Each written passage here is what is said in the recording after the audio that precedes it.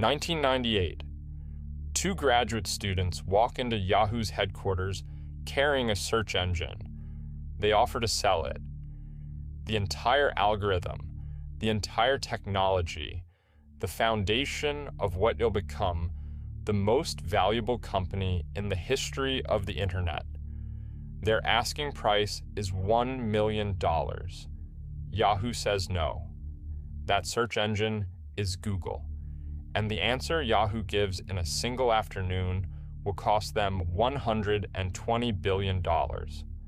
This is the story of how the most powerful empire in internet history destroyed itself, not in a crash, not in a scandal, but in a series of choices that looked rational on the day they were made. Choices about identity, choices about pride, and one question Yahoo refused to answer until it was too late. To understand the war, you have to understand what Yahoo was. Jerry Yang and David Filo weren't software engineers. They were librarians, Stanford PhD students who, in 1994, started building a list of websites they liked, a simple, human-curated directory of the web. They called it Jerry and David's Guide to the World Wide Web. Then they called it Yahoo. Within months, the traffic was uncontrollable. Yahoo went public in 1996. On the first day of trading, the stock surged from $13 to $33. Jerry Yang became a billionaire before the company had turned a real profit. The portal model was born. Homepage, tabs, sections. Everything a person could need in one place. It made perfect sense in 1996. It made perfect sense in 1997. By 1999, Yahoo was the most visited website on the planet. 200 million users, a market cap of $125 billion. Yahoo was the map of the internet, but maps only work if the territory stays still. The territory was about to move. In 1996, while Yahoo was becoming a cultural institution, two Stanford PhD students were asking a different question. Not, where is everything on the web, but what is everything on the web worth? Larry Page had an idea. What if you could rank websites not by what they said about themselves, but by how many other websites linked to them? What if a link was a vote? What if some votes counted more than others? He called it PageRank. It sounds academic. It was a weapon. Sergey Brin joined. Together, they built a search engine in a dorm room, faster than anything that existed, more accurate than anything that existed. They weren't trying to organize the entire internet. They were trying to find the most relevant answer to a specific question. That was the difference. Yahoo built a destination. Google built a tool. One made you stay. The other made you find exactly what you needed and disappear. In 1998, Page and Brin took their tool to market. The first door they knocked on was Yahoo's. They offered to sell it.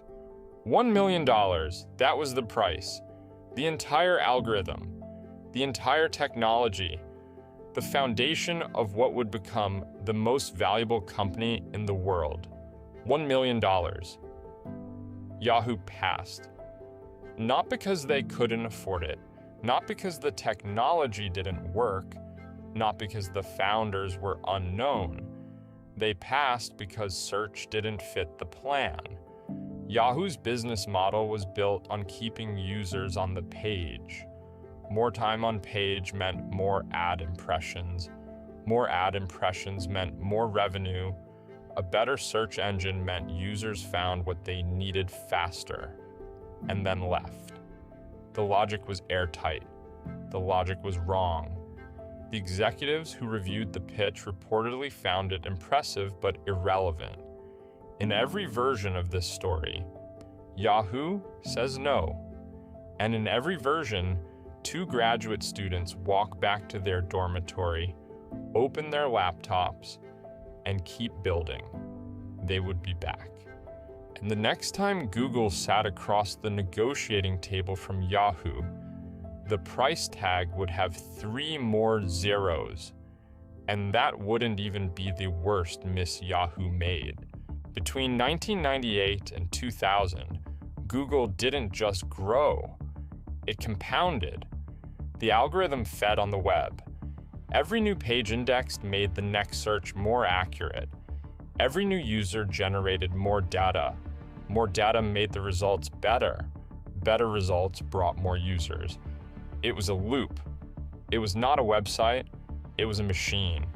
Yahoo was still building rooms in the portal, tabs, sections, more destinations, more content, more reasons to stay. Google was building a brain.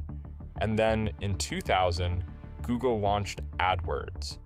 Advertisers could bid on specific search terms. If someone searched for car insurance and you sold car insurance, you could buy that exact moment, not a banner ad, not a homepage takeover, the exact moment of intent. Yahoo's advertising model was built on attention.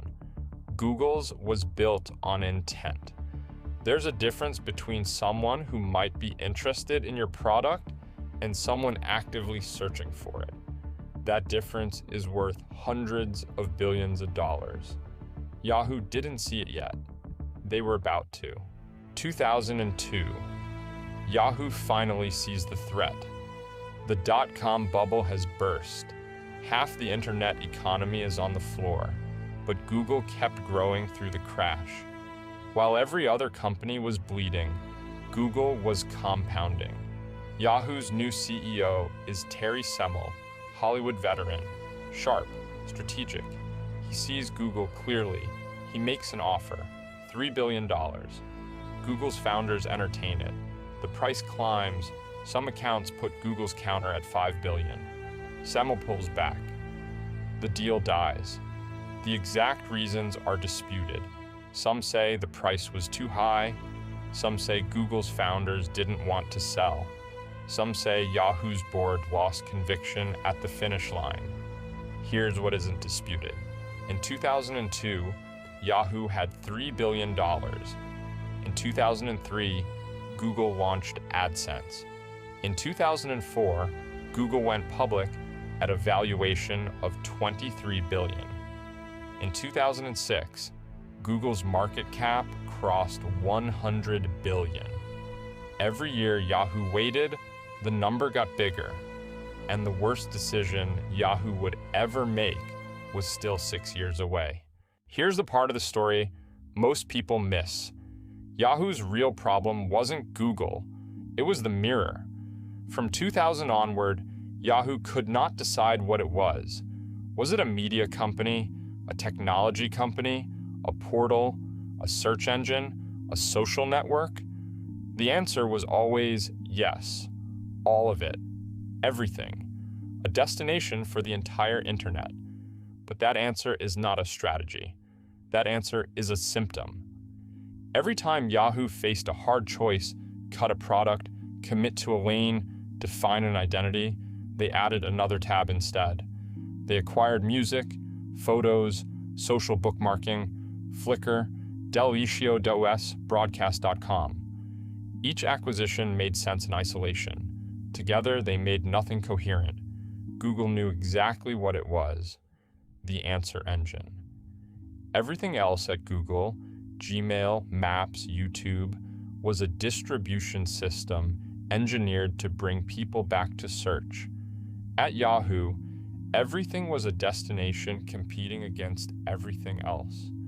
The empire was fracturing from the inside, and nobody in the boardroom would say it out loud.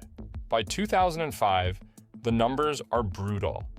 Google's annual revenue, $6.1 billion.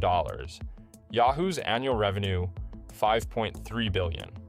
On paper, they're close. They're not close. Google's revenue is almost entirely search advertising. High margin, automated, infinitely scalable. Yahoo's revenue is a patchwork: display ads, content deals, licensing agreements, every dollar requiring salespeople, relationships, maintenance. Google built a machine. Yahoo built a sales department. One scales by adding servers, the other scales by adding headcount. And then there was the search problem. Yahoo had outsourced its own search results to Google for years, effectively paying their enemy to run their most important product. When Yahoo finally tried to build its own search advertising system, Project Panama, it took 4 years to launch. It still couldn't match Google's relevance or revenue yield. They spent hundreds of millions of dollars trying to catch an engine they once had the chance to buy for $1 million. It sounds absurd, because it is absurd. February 1st, 2008, Microsoft makes an offer, $44.7 billion, a 62% premium over Yahoo's market price, cash and stock, the largest unsolicited tech bid in history. For one moment, the world stops. Yahoo's stock hisses bleeding for 2 years. Revenue was flat. Project Panama had not closed the gap. Talent was leaking to Google by the month. Wall Street was openly asking whether Yahoo had a future at all. And then a lifeline. Microsoft needed search. Microsoft needed scale. Microsoft needed to stop Google from owning the next decade of the internet. Combined, the two companies could have built a counterweight large enough to matter, $44.7 billion. Every analyst on Wall Street agreed this was the exit. This was the parachute. This was the only credible path back to relevance. The board met. The shareholders waited. The press waited. Google waited. And in a single afternoon, Jerry Yang made the most expensive decision in the history of the internet. Jerry Yang said no. He believed Yahoo was worth more. He believed the brand was worth more. He believed the future was worth more. Microsoft raised the offer. Jerry Yang said no again. He demanded $37 a share. Microsoft was offering $31. The gap was $6 per share. On May 3rd, 2008, Microsoft walked away. The board was furious. Major shareholders were furious. Carl Icahn launched a proxy fight to remove Jerry Yang from the company he had founded. The press called it the worst boardroom decision of the decade. It was worse than that. Within 6 months of Yang's refusal, the global financial crisis arrived. Lehman Brothers collapsed. Tech valuations were cut in half. Yahoo's stock cratered. Microsoft had offered $33 a share.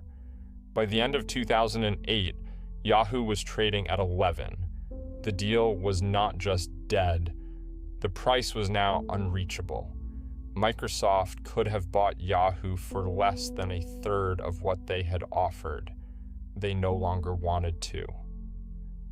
Jerry Yang stepped down as CEO in January 2009.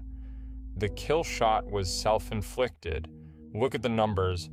The peak, 2000. Yahoo's market capitalization, $125 billion. The lifeline, 2008. Microsoft's offer, $44.7 billion. The end. 2017. Verizon's acquisition price for the entire Yahoo core business, $4.48 billion, $125 billion. 44.7 billion, 4.48 billion.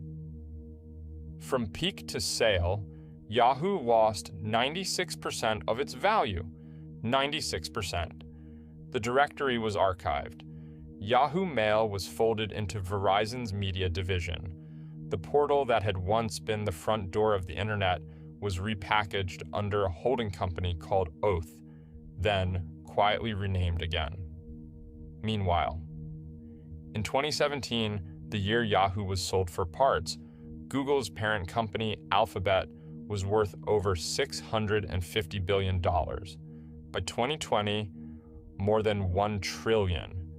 The graduate students Yahoo had laughed at for $1 million were now running the most valuable advertising machine in human history. And Jerry Yang's empire was a footnote in their annual report. There is a lesson buried in this story, and it is not the one most people think. It is not that Yahoo missed Google. Everyone misses something. It is not that Yahoo overpaid for acquisitions. Every company overpays sometimes. It is not even that Jerry Yang refused the Microsoft deal. Founders refuse deals all the time. Sometimes they are right. The real lesson is older than the internet. You cannot win a war if you refuse to decide what you are fighting for. Yahoo could not choose. It was a portal. It was a media company. It was a search engine. It was a social network. It was a tech company. It was a content company. It was everything. And because it was everything, it was nothing. Google chose. Google was the answer engine. Every product, every acquisition, every hire served that single mission. Identity is not branding. Identity is a constraint. It is the things you refuse to do, the markets you refuse to chase, the customers you refuse to serve. Pride is not the same as conviction. Conviction defends what works. Pride defends what used to work. Yahoo had pride, Google had conviction. That is the difference between an empire that survives the century and an empire that becomes a cautionary tale told in business schools. Decide what you are. Defend it, or someone else will decide for you. If you want the next rivalry the moment it drops, subscribe. A new corporate war every week.